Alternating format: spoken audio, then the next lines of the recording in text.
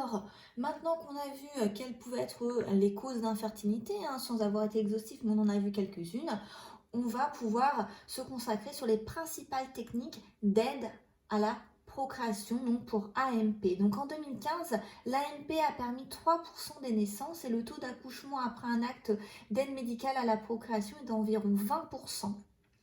Dans 3% des cas seulement, l'intervention peut être réalisée grâce à un don de spermatozoïdes ou d'ovocytes ou d'embryons issus de donneurs. Tout cela est extrêmement bien encadré par la loi. Vous avez ici une image qui correspond à quelles sont les lois en vigueur en ce moment. Donc vous voyez que c'est revisité régulièrement. L'assistance médicale ou l'aide médicale à la procréation, ça correspond à un don de sperme ou un don d'ovocytes. C'est anonyme et gratuit puisque dans certains pays en dehors de la France, on est rémunéré pour donner ces gamètes. C'est réservé à des couples hétérosexuels pour le moment, mariés ou ensemble depuis au moins 2 ans. Il faut que l'un des deux au moins soit infertile ou que l'un des deux au moins puisse transmettre une maladie grave à l'enfant ou à l'autre membre du couple. C'est ce qu'on appelle des maladies héréditaires que vous aurez la possibilité d'étudier en spécialité SVT en première.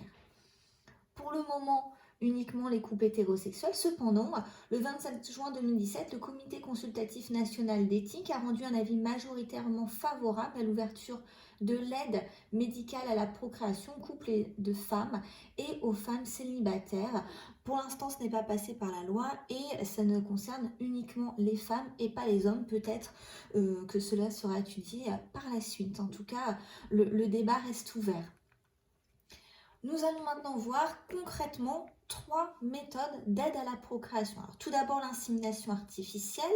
Vous avez la stimulation des ovaires par des hormones, par exemple la FSH, qu'on a déjà vu ensemble, et ça va permettre l'ovulation, donc un ovocyte qui va être au niveau des trompes. D'autre part, on va avoir recueilli des spermatozoïdes et puis on va pouvoir les déposer au niveau de l'utérus. Donc ça, c'est l'insémination artificielle. Deuxième méthode, on va avoir la stimulation des ovaires par des hormones grâce à des auto-injections d'hormones qui sont quotidiennes, qui peuvent se faire par exemple au niveau du ventre.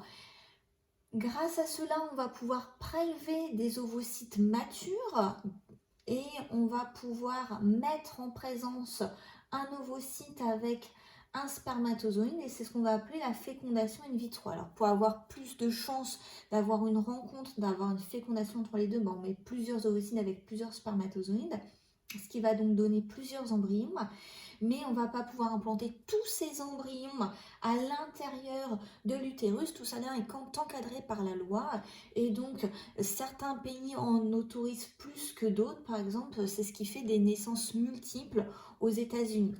Une dernière méthode, c'est la fécondation in vitro avec injection intracytoplasmique de spermatozoïdes. Donc on va tout de suite voir ce que c'est. On a toujours, comme dans les autres méthodes, une stimulation puis un prélèvement d'ovocytes et on va pouvoir également prélever des spermatozoïdes. On en sélectionne un et on va pouvoir couper le flagelle.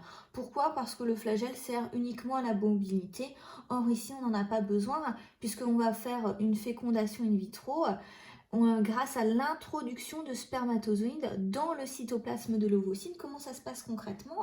On a l'ovocyte qui est ici, qu'on va bloquer et grâce à une toute petite pipette dans laquelle on a un spermatozoïde, on va pouvoir injecter donc à l'intérieur du cytoplasme ce spermatozoïde. Alors, à partir de ces 3 méthodes, ici que je vous ai remises, je vous pose différents problèmes. On a par exemple un couple qui vient consulter pour une anomalie modérée du sperme et un échec de l'insémination artificielle. Ou encore un couple où la femme a des troubles de l'ovulation. Un autre couple avec une altération sévère du sperme. Un autre couple encore avec une altération modérée du sperme. Et enfin, un dernier couple qui vient consulter avec une anomalie des trompes, donc pour la femme. À partir de cela, je pense que vous avez compris ce que je vais vous demander de faire. Proposer une des 3 méthodes d'aide médicale à la procréation en fonction des problèmes de fertilité ou de stérilité des couples. Donc c'est le moment de mettre la vidéo sur pause pour pouvoir réfléchir à quelle méthode proposer pour ces différentes personnes. Une fois que vous êtes prêts, je vous laisse remettre la vidéo en route. Donc vous avez eu le temps de réfléchir à ce que vous auriez proposé au couple. Et ici, l'insémination artificielle pourrait être proposée à une personne qui a une altération modérée du sperme.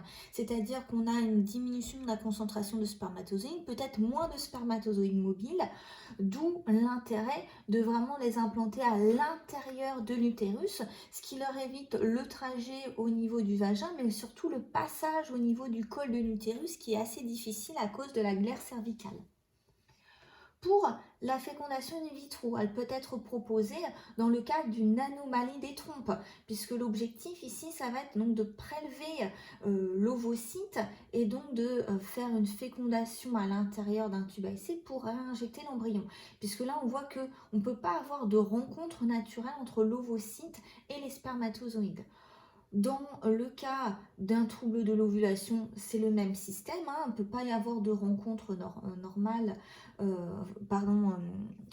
naturelle entre les deux gamètes, ou encore une anomalie modérée du sperme et l'échec de l'insémination artificielle. Donc on voit que ces méthodes sont quand même, bien qu'elles sont vraiment concentrées sur la réussite de la rencontre des deux gamètes et de l'implantation de l'embryon avec des échecs importants. Donc là, on pourrait proposer pour ce couple-là une fécondation in vitro. Et du coup, la dernière méthode qu'on a vue ensemble, la fécondation in vitro avec injection intracytoplasmique de spermatozoïdes, peut être prescrite pour des couples avec une altération sévère du sperme, où dans ces cas-là, il y a vraiment extrêmement peu de spermatozoïdes qui pourraient, bien qu'on les injecte ici, pouvoir effectuer donc cette fécondation, d'où la rencontre où on met la tête du spermatozoïde directement à l'intérieur de l'ovocyte. Donc, ça va nous permettre de conclure sur notre bilan. Selon les problèmes de stérilité ou d'infertilité, différentes techniques médicales peuvent être utilisées pour aider à la procréation. C'est ce qu'on appelle donc l'assistance médicale à la procréation.